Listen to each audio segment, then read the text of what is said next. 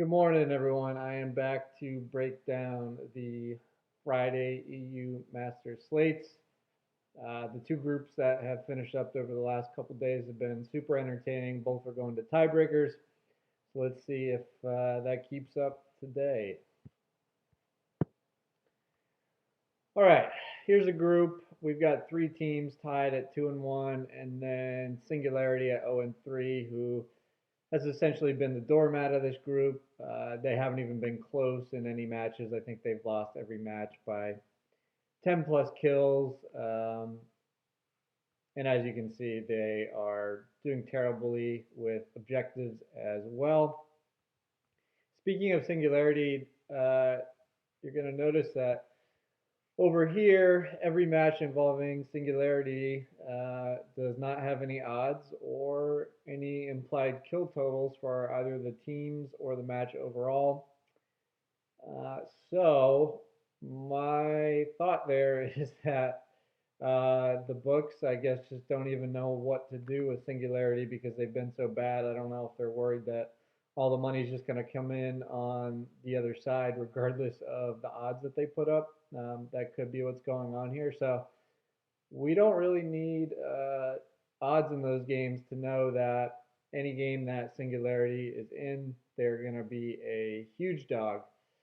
Not only that, but Singularity was playing at a good pace through the first three matches.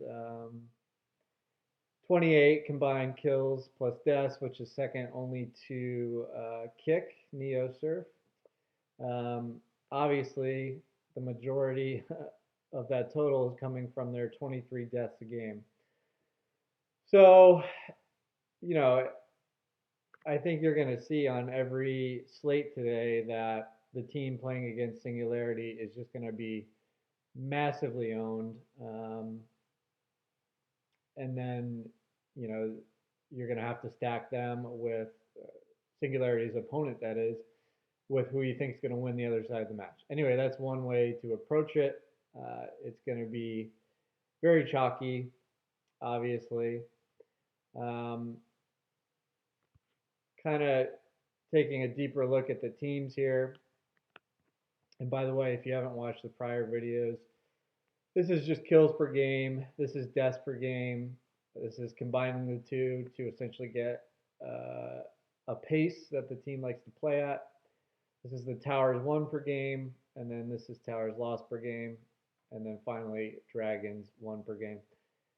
So you can kind of see here that objective-wise, Schalke, Kick, and Movie Star have all been kind of in the same realm. The biggest difference between these teams is that Kick is super high pace in terms of kills and deaths, and then Movie Star was the slowest. They like to play a bit more of a controlled style with less skirmishes.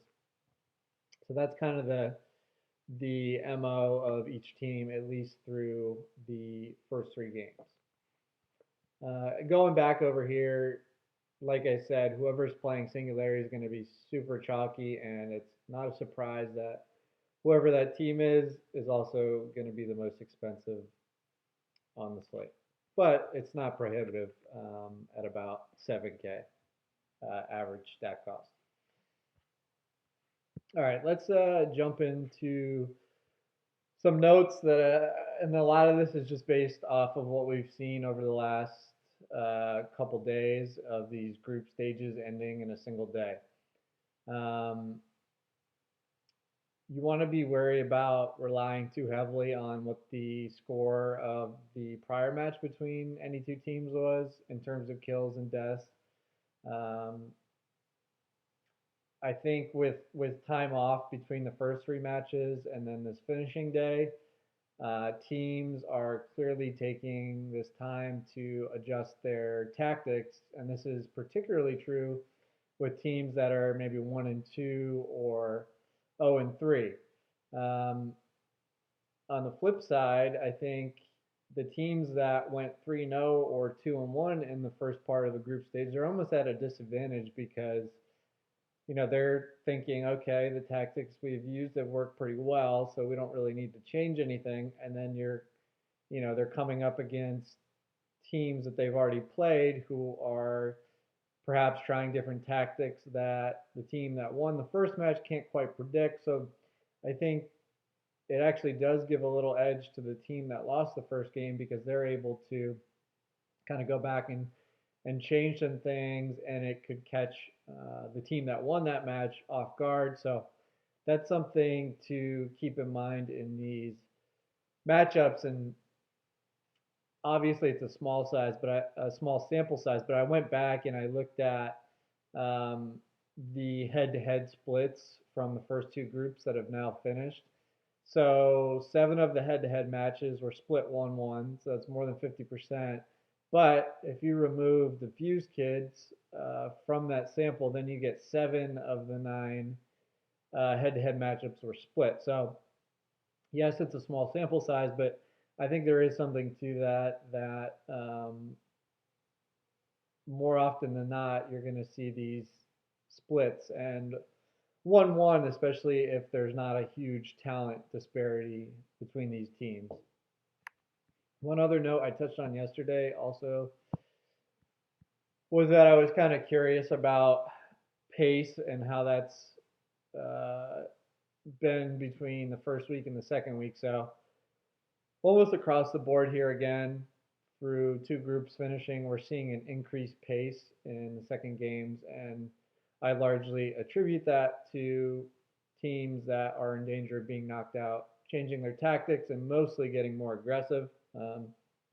It could be a little different today because you do have 3 teams that are 2-1, so hypothetically speaking, their tactics worked well, so they may not be willing to change so much. Singularity is a team that obviously needs to try something different. I don't know that they can actually be more aggressive because they were already playing in high-paced games and that wasn't working for them. So I'm not quite sure what they're going to do. I kind of put them uh, more in a boat with DK where they were 0-3 coming into their group. And it just, their changing tactics didn't matter because the talent wasn't there. Now you contrast that with a team like BTXL yesterday. We knew the talent was there. We knew they had some pedigree, so I was more confident in them turning things around. Singularity, that's, I'm a little more skeptical of what they're going to be able to do. Another thing that I already touched on a bit is that, I think you're going to see these head-to-head splits go 50-50. And again, when you have the same teams playing 3 matches in one day, you're just more likely to see variance.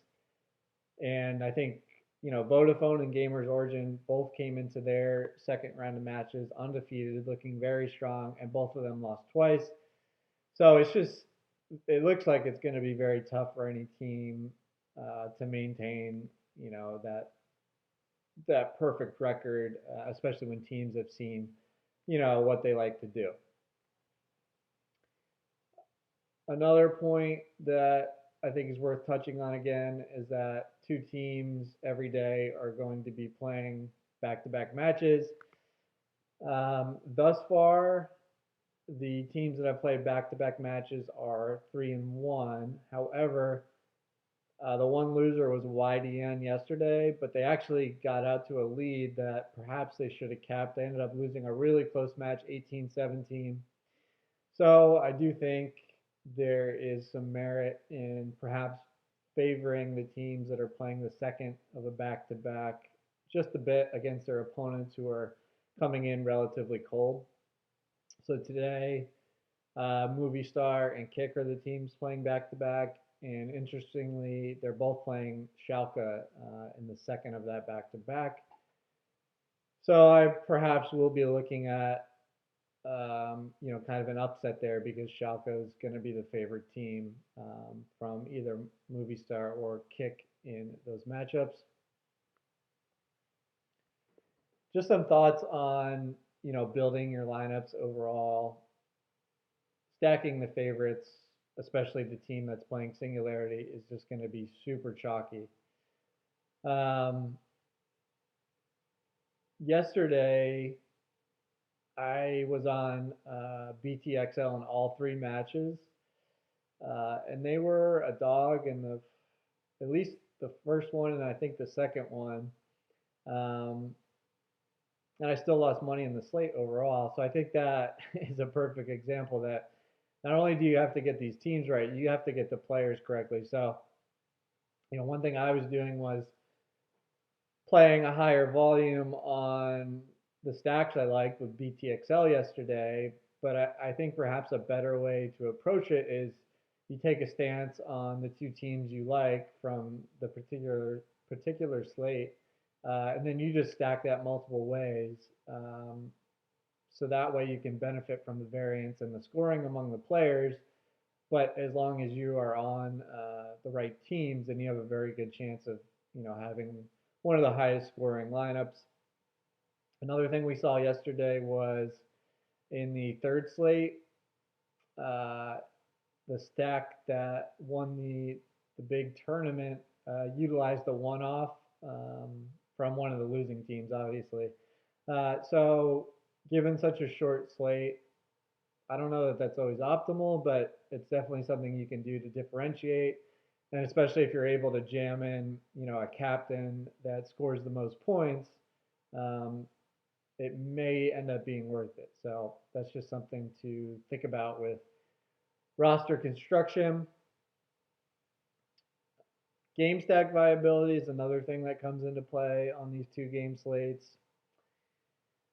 I think that probably the most likely scenario today would be stacking a game where Kick is playing any team other than Singularity, because based on what we've seen from Singularity, you're probably not going to want them in a game stack because they just haven't gotten anything done. But Kick likes to play at a high pace, so perhaps um, if the if a team in the other match just puts Singularity away really easily, 12-2, 12-3 or something, um, Kick and their opponent could both put up high scores, and stacking that match could be worth it.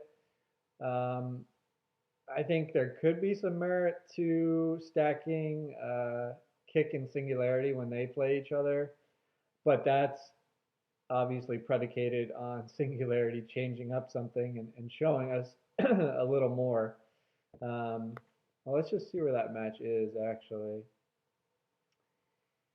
Kick and Singularity. So that's the second match. So, potentially if Singularity shows a little better for themselves in this first match against Schauf, um, then they could be in a good spot to put up a decent amount of kills against Kick, and that could be stackable. Okay. As I've mentioned the prior 2 days, the later slates are a very fluid situation.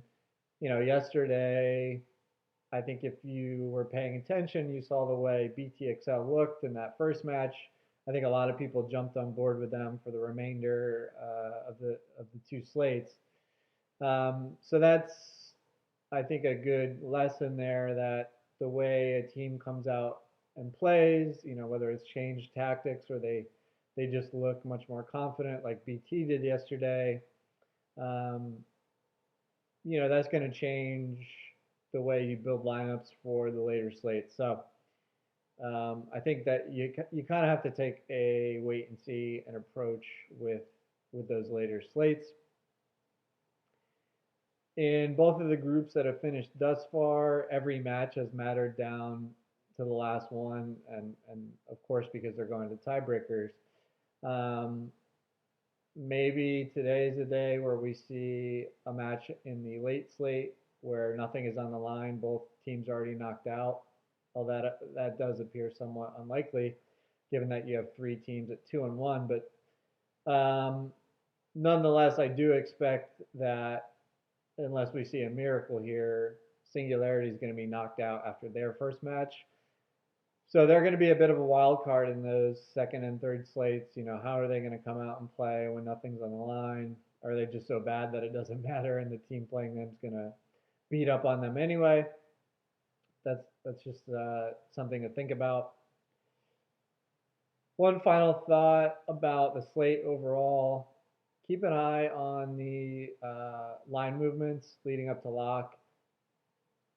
if you were watching them in the past 2 days, then the money started coming in on both XL and Rogue in their first matches where they were, basically 50-50. So today, obviously, Schalke should easily take care of Singularity, but this kick and movie star match is essentially a coin flip. So I will be keeping an eye on where that line starts to move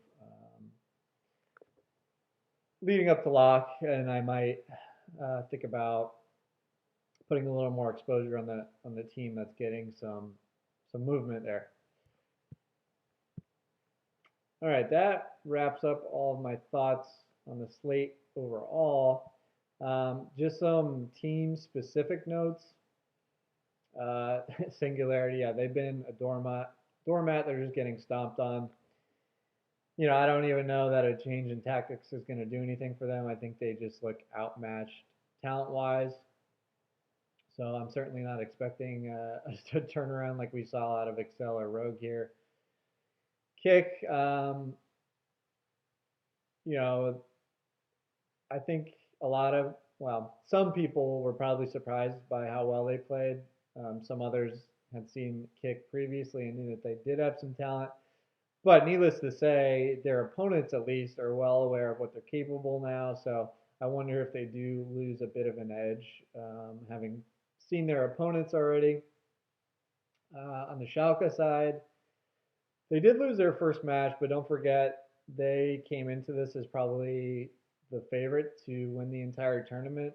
And so they got 2 wins in a row after that first loss, are looking pretty good. The only issue with Schalke is that there are a couple sub risks here. Um, at the jungler position, Gillis played the first 2 matches last week, and then he was subbed out by LaRue. However, I guess that was because there was an internet connection issue. So I am assuming that Gillis is going to come back in here and start as long as his internet's working. And then at ADC, Neon played all 3 matches, but there is a sub there. Um, I don't see any reason that would change just because Schalke looked pretty good and won 2 matches in a row. But of course, if Neon has a bad game and Schalke's on the ropes, you could see a sub. So just a risk to bear in mind there. I don't have a ton to say about Movie Star. They played at the slowest pace. Probably the most interesting thing you'll see about them is that, look at this, their scoring for their team is pretty much grouped up in this really narrow band from 22 down to just under 20. So when the scoring is distributed that evenly on a team, it almost doesn't make sense to pay up for their mid or ADC or jungler if you could get similar production out of the top or the sup. Of course, there's going to be outlier games where the ADC or the mid can go off, but as a general rule, especially on a team that's been playing at a slower pace, I'm not going to go out of my way to target their most expensive players. And then you can contrast that with Kick, for example, where Pookie Style is outscoring any of his teammates by about 8 points. So, if they blow up in a game, there's a pretty good chance that he's going to be the highest scorer. And if you don't have him, you could really get hurt. So just keep that in mind. Obviously, Singularity is all at the bottom there.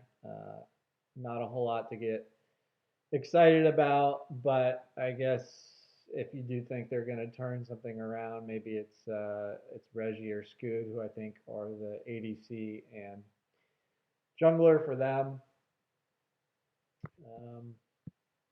All right, I don't want to drag on forever. I think that pretty much wraps up all the stuff I'm kind of looking at today in terms of angles to exploit. I think the biggest thing I'm probably going to rely on is I'm going to look for matches where it's the line is, like 60-40 or better. Um, and then I'm going to look at the result of that match in the prior week. And I'm going to think a lot about taking the team that lost, especially if it looks like there's going to be ownership on the other side. Because again, when you have two teams that are close in talent, I think there's actually a slight edge for the team that lost the match because they're the ones who get to go back and really think about what to change and catch their opponent off guard potentially. All right. Thanks for watching and good luck out there today. Hopefully you are able to win some money and I'll see you back for the final group stage breakdown tomorrow.